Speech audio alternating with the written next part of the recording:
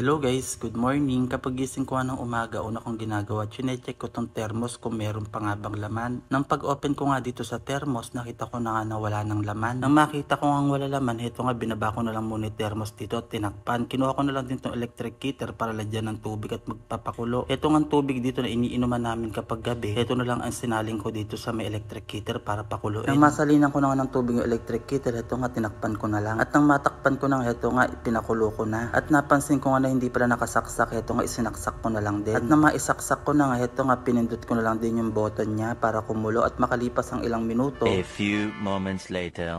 At nang kumukulo na nga, heto nga tinanggal ko na lang muna yung saksak. At nang pagkatanggal ko nga ng saksak, heto nga kinuha ko ng electric kettle at binuksan. At nang pag-open ko nga, heto nga nag-moist pa sa camera yung usok niya. Binaba ko na nga muna din sa lamesa at kumuha na rin ako ng tasa at kutsara at instant coffee na aking titimplahin. At heto nga ginunting ko na nga ng mga gunting ko nga, heto nga tinaktak ko na rin sa tasa. Nga ilagay ko na nga instant coffee sa tasa, heto nga sinalinan ko na lang din ng tubig na mainit dito sa may electric kettle na aking pinakulo. At nang masalinan ko na nga ng tubig na mainit itong tasa, heto nga tira sa electric kettle, isinaling ko na lang dito sa thermos. Ito nga kinuha ko na lang dito yung thermos, binuksan at sinalin tong tirang tubig na mainit dito para naman hindi sayang. At nang maisalin ko na nga yung tirang tubig na mainit dito sa thermos, ito nga kinuha ko na lang yung takip at tinakpan. At nang matakpan ko na nga na mabuti tong thermos, ito nga ginilid ko na lang muna dyan. Kinuha ko na nga lang dito mga pinagbalatan ko ng instant coffee at ito nga itinapon ko na lang din sa basurahan. At nang maitapon ko na nga itong pinagbalatan ng instant coffee dito sa basurahan, napansin ko nga na puno na itong basurahan, kaya ito binulo ko na lang itong plastic niya. At nang maibulo ko na nga itong plastic ng basurahan, ito nga bumalik na ako dito sa tinimpla kong kape. Hinalo ko nga lang ng bahagya itong kapeng tinimpla ko at tinikman, at namatikman ko nga na mainit pa, ito nga tinuloy ko muna hinugasan ko dito sa lababo. Nasabon ko naman na to kaninang mga to, kaya ito ngayon binabalawan ko na lang. Hindi ko na nga lang na-video kanina kasi nga lobat nga itong cellphone na gamit ko.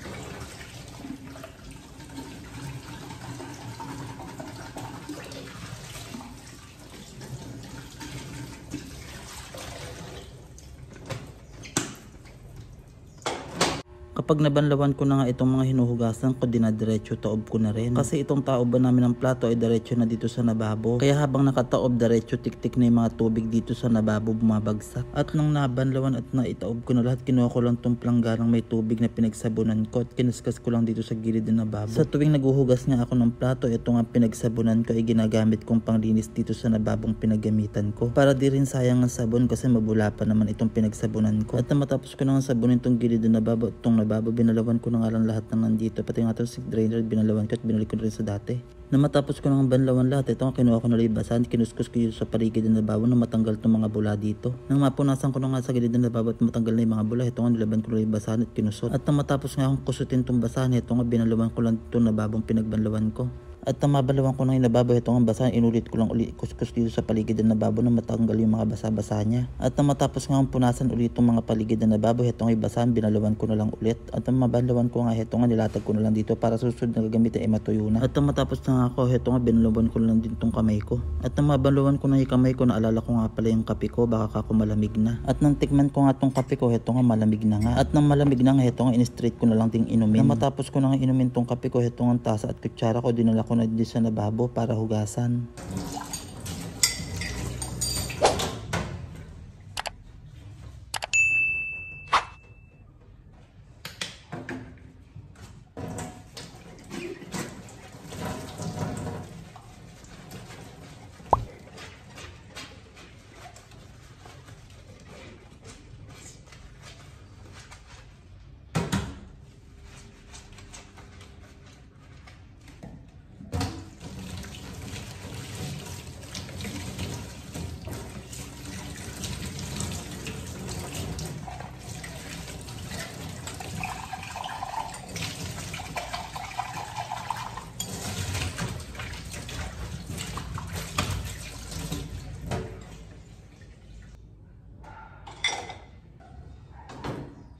At na matapos ko ang hugasan yung pinagkapihan ko, nagpunta nga ako dito sa sala. Pansin ko nga tong lamesa dito na talaga naman napakakalat. Buhol-buhol nga ang cord ng charger dito. At ito nga naman sa lamesa, ito talaga pinakamakalat sa tuwing umaga. At ito nga lilinisin ko ulit. Ito talaga ginagawa ko tuwing umaga. Nililinis tong lamesa dito. At bago nga ako magsimulang maglinis, ito nga kinuha ko lang tong malinis na basahan na tuyo para ipunas dito sa mga gamit dito at dito sa may ibabaw ng lamesa. Una ko nga ginawa, ito mga cord na charger na buhol-buhol. Ito nga pinulupot ko na lang muna at inayos. At ito nga fast forward na nga tayo. Ito nga na maipulupot ko na lahat ng charger. Ginilid ko na lang muna lahat ng gamit dito. At ito nga pinunasan ko na rin. At na mapunasan ko na kayo mga nakababa dito. Ito nga tray, dinamay ko na lang din punasan. Ito nga palang tray na to, inabili ko lang din sa Orange app. Kung gusto nyo nga rin na to, lalagay ko na yung link sa comment section. Kung napanood nyo nga yung unang vlog ko, ito nga pala in-unbox natin na tray. Talagang nagandahan ako sa tray na to. 2 piraso nga pala ito. Yung isa nga pala nilagay ko sa banyo. Patungan ng mga shampoo. At ito naman isa dito ko nilagay sa lamesa. Dito sa may patungan ng laptop para lagayan ko ng mga USB at mga charger na mga ginagamit ko. Ito nga pinakikita ko sa inyo, ilagay ng sabon. Sobrang nagandahan lang ko sa kanya. Kaya heto, nilagyan ko na lang siya ng kung ano-ano dito sa may lamesa ko. At heto nga talagang pinupunasan ko lang isa-isa talaga naman kasi napakalikabok nga dito sa may gawin ng lamesa na ito. Kapag naglilinis talaga ako dito sa may lamesa, talaga naman pinupunasan ko isa-isa lahat ng gamit dito para mawala yung mga alikabok. Ito kasi yung lamesa na to, malapit siya sa bintana. Kaya ayun, hindi may iwasan magkaroon ng alikabok dito. Ito palang ginagamit kong pamunas na to ay malinis na basahan to, nakalalaba lang. Hindi ko kasi ginagamitan ng basang basahan dito sa may lamesa. Kaya ang ginagamit kong pamunas dito ay dry na basahan na bagong laba. Ito nga palang pinupunasan ko na to, ilagayan siya ng cord charger. Kapag gagamitin mo yung charger mo, ihilahin mo lang yan at pagkatapos mo nang gamitin, iikutin mo lang itong nasa gitna na to.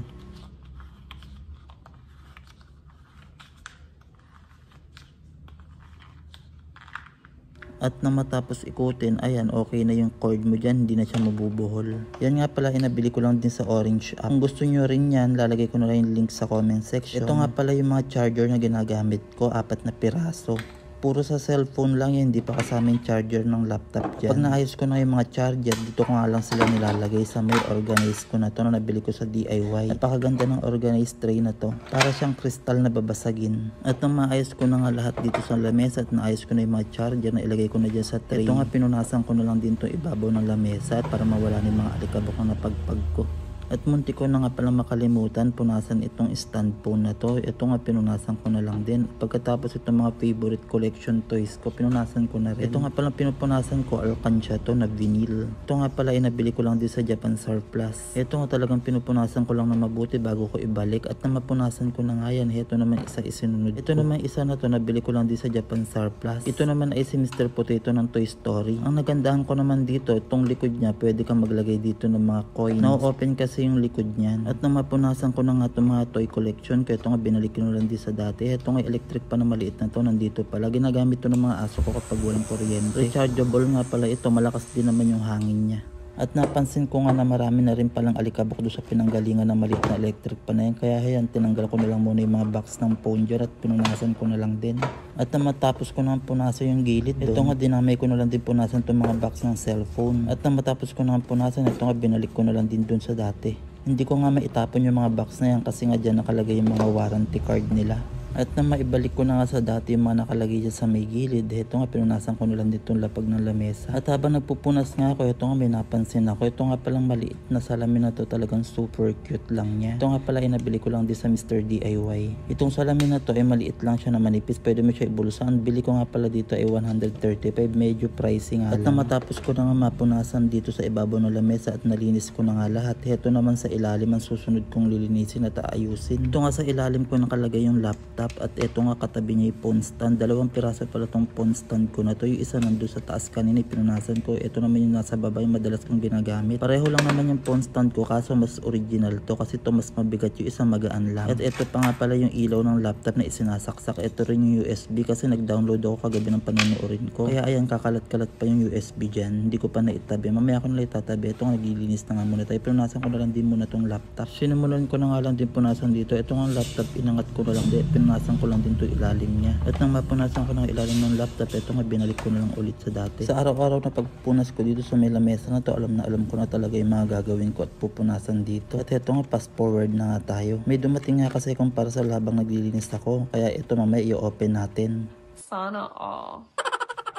Ito nga inapura ko na rin talaga ang paglilinis. Hanggang sa ilalim nga na itong lamesa inilinis ko. Talagang napakaraming alikabok. A few inches later. At na matapos ko nang linisin at punasan dito sa lamesa, ito na ang kanyang itsura ngayon. Ibang iba talaga kapag maayos at malinis ang lamesa. Kapag maayos kasi ang mga gamit, mas madali mo makikita ang mga hinahanap mo. Ako kasi kapag may gamit dito sa bahay na hindi na ginagamit at pakalat-kalat na lang tinatapon ko na kahit gaano pa kaganda yun. At heto nga, i-open ko na nga itong dumating na parcel sa akin. Ito palang dumating na parcel sa akin ay para sa mga aso ko. Dahil nga sobrang init ng panahon, napansin ko nga yung mga aso ko na panay ng kamot. Baka nga kako panay ang kamot nila dahil nga lang sa init o baka nga meron na silang mga pulgas o garapata. Tinignan ko na may balahibo nila, wala naman ako nakitang mga pulgas o garapata. Pero kahit na nga wala ako nakita mga pulgas at garapata sa mga aso ko, heto binilang ko pa rin sila ng ganito. Ito nga palang binili ko ay panglagay sa mga balat ng aso para hindi sila magkaroon ng garapata o pulgas. O kung meron man silang pulgas o garapata, mamamatay dahil dito sa gamot na ito. Ito nga pala ay liquid. Bale pala itong binili ko ay 2 box. Sa isang box pala 3 piraso ang laman niya. Tamang tama pala dahil meron ako dito isang pusa at 2 aso na Shih Tzu. Ang bili ko pala sa 2 box na to ay 275. Medyo may kamahalan nga pero sulit naman. Kesa naman nakikita mo yung mga alaga mong aso o pusa na panay ang kamot. Okay lang na gumastos ka ng medyo mahal, okay lang naman. At least para naman sa mga alaga mong aso at pusa. Nabuksan ko na nga isa at eto nga isa binuksan ko na rin para maipakita ko sa inyo na pareho lang talaga sila ng laman. Ayan nga, tiga 3 piraso bawat isang kahon ng laman nila. At heto nga ginunting ko na nga isa-isa. Matapos ko ang guntingin, heto nga una ko nang kinuha si Didin para patakan. Heto nga pinapatakan ko lang siya sa pinakaanit niya para na mapunta sa pinakabalat niya. At nang matapos ko nang patakan si Didin, heto naman si Chichay ang sinunod kong patakan. Heto nga nilalagay ko lang din sa pinakaanit nila para nang sa ganun mapunta sa pinakabalat nila. At dahil kaunti nga lang ang laman nito, heto nga talagang kailangan ipatak sa pinakaanit nila. Sayang naman kasi kung mapupunta lang sa balahibo nila. Kailangan kasi sa pinakabalat nila ito ipinapatak. Na matapos ko ng patakan si Chichay, heto naman sinunod ko si Mingming patakan. Patakan ko na nga silang lahat. Heto nga yung mga pinagladyan ng mga pinatak ko sa kanila. At eto na may natitirang 3. Etong 3 natitira ipapatak ko ulit sa kanila kapag katapos nilang maligo sa susunod na araw. Sa Orange app ko lang pala ito nabili. Kung gusto nyo nga rin na to, lalagay ko na yung link sa comment section.